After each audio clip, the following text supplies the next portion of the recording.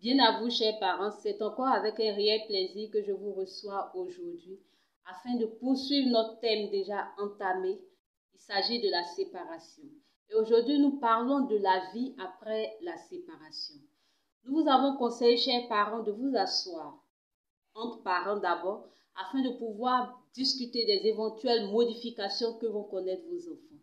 Après vous avoir accordé sur ces différents points, vous pouvez maintenant vous présenter devant les enfants. Et pour parler également de la vie que ces enfants vont avoir après la séparation, il faudrait également que vous vous asseyez en tant que parents afin de pouvoir discuter des différentes modalités, afin de pouvoir prendre les décisions ensemble et les porter ensemble également aux enfants. C'est très important de le faire, c'est très important de rester unis, même dans cette situation. Les enfants vous regardent, les enfants ont un regard sur tout et apprécient également ce que vous faites. Alors, pour gérer cette vie après la séparation, j'aimerais vous donner 9 conseils essentiels. Le premier conseil, en tant que parent, je vous demande, chers parents, de parler ouvertement de la situation à vos enfants. Donnez-leur les différentes modifications qu'ils vont subir. Parlez-leur de avec qui ils vont rester, comment l'autre parent rendra visite, à quel moment ils auront la possibilité de voir l'autre parent. Toutes ces différentes modifications, vous devrez vous asseoir et parler, discuter avec les enfants. Mais surtout, n'oubliez pas que dans toute conversation, les enfants ont également leur mot à dire, ont également leur décision à donner. Alors, tenez-en compte. Pour le deuxième conseil, chers parents, nous vous demandons de maintenir, si possible, les habitudes. En couple, en famille, vous avez l'habitude d'avoir de petits moments d'échange, de petits moments de causerie entre potes, entre copines. Maintenez cela. Ne vous dites pas que parce que je ne suis plus avec l'enfant, parce que l'enfant est avec l'autre, que je dois mettre fin à cela. Non. Vous devrez toujours passer du moment avec vos enfants. Maintenez les habitudes, les moments d'échange, les moments de causerie.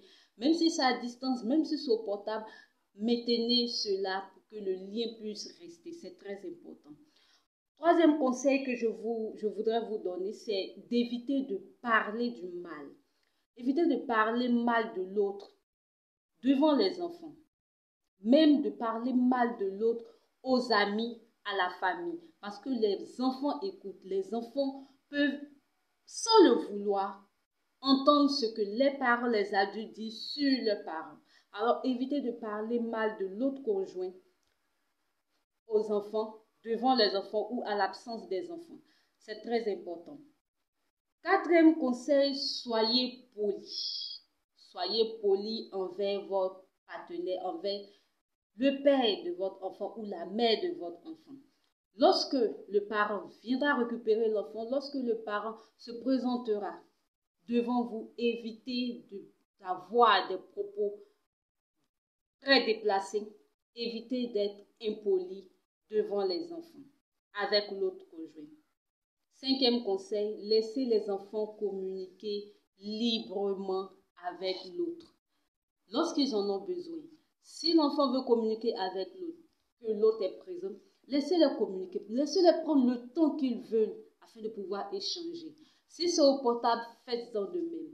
Laissez-les communiquer librement. Cela maintient les liens, cela permet à l'enfant de se développer.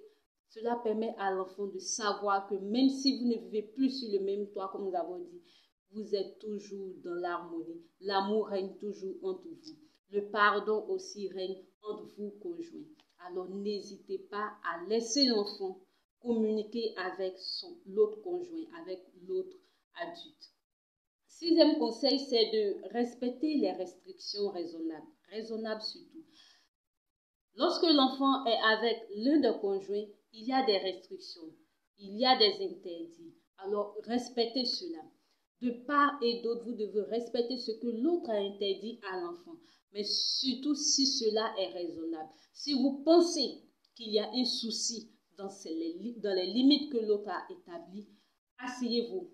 Dites à l'autre, voici ce qui ne va pas, voici ce qui ne va pas. et ensemble décider, afin que les enfants ne puissent pas être au cœur de certaines disputes entre vous ou de certaines divergences entre vous. Asseyez-vous et parlez de ce que l'autre a posé comme limite qui ne vous sied pas ou qui ne vous plaît pas. Ensemble, parlez et enfin, trouvez une issue favorable pour le développement de votre enfant, de vos enfants, pour l'avenir de vos enfants. 7e conseil, c'est d'éviter de prendre vos enfants pour des entremetteurs entre vous. Évitez de prendre vos enfants pour des messagers. Ce n'est pas leur rôle. Ce n'est pas le rôle d'un enfant d'être un entremetteur, d'être au milieu des deux parents, d'être tiré de part et d'autre. Non, ce n'est pas le rôle d'un enfant. 8e conseil, c'est d'informer les autres adultes de ce qui se passe, de la situation. Quels sont ces adultes? Ces adultes, ce sont les professeurs, les enseignants, les éducateurs, même le médecin familial. Vous devrez leur parler de la situation afin qu'ils soient à l'afflux de toutes les difficultés que peuvent rencontrer l'enfant. Et ensemble, surtout en tant que parents, n'hésitez pas à approcher ces personnes, ces adultes qui participent à la vie, à l'éducation de l'enfant. N'hésitez pas à vous approcher d'eux afin de pouvoir échanger et trouver des meilleures voies pour l'éducation de vos enfants. 9e conseil que je peux vous donner, c'est d'informer l'autre parent de tout ce qui concerne l'enfant.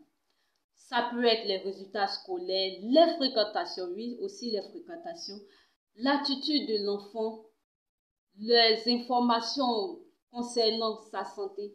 Informer l'autre parent de tout et de tout, afin que l'enfant ne se sente pas, ou peut-être que l'autre conjoint, oui, l'autre conjoint ne se sente pas étranger dans la vie de vos enfants, ne se sente pas à part ou ne se sente pas délaissé dans l'éducation de vos enfants.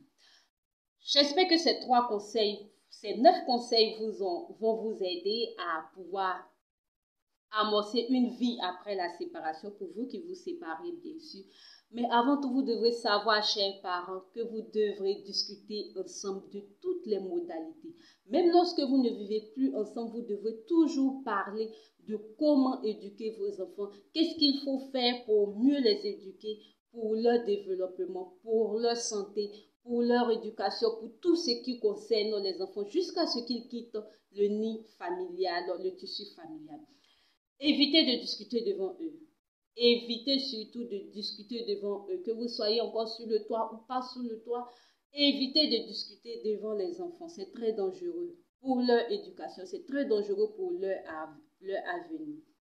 Chers parents, j'aimerais aussi vous conseiller.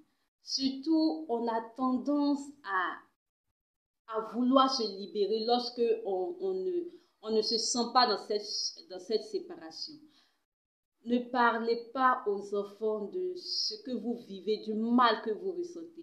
Si vous éprouvez le besoin de vouloir vous libérer, de vouloir vous exprimer, parlez-en à une tierce personne de confiance ou prenez attache avec un conseiller afin de pouvoir vous libérer, afin de pouvoir parler de tout ce qui vous gêne, de tout ce qui vous dérange dans cette séparation, dans cette vie de séparation. Évitez surtout de vous présenter devant les personnes chargées de la séparation avec les enfants. Évitez d'aller devant un avocat avec les enfants. Évitez tout ce qui est procédure de séparation. Évitez les enfants. Évitez que les enfants prennent part à cela. Ce n'est pas conseillé pour leur développement. Ce n'est pas conseillé pour leur éducation. J'espère que tous ces conseils que nous vous avons donnés sur la séparation vont vous servir. N'hésitez pas à partager afin que certaines personnes puissent en bénéficier, afin que d'autres puissent en bénéficier comme vous. Merci de nous suivre, merci de toujours nous faire part de vos remarques, de vos critiques. J'espère vivement que nous ne vivrons pas la séparation, que vous n'auriez pas à vivre des moments de séparation. Et j'espère aussi que l'harmonie régnera dans vos familles. Merci de nous avoir suivis et on se dit à la prochaine.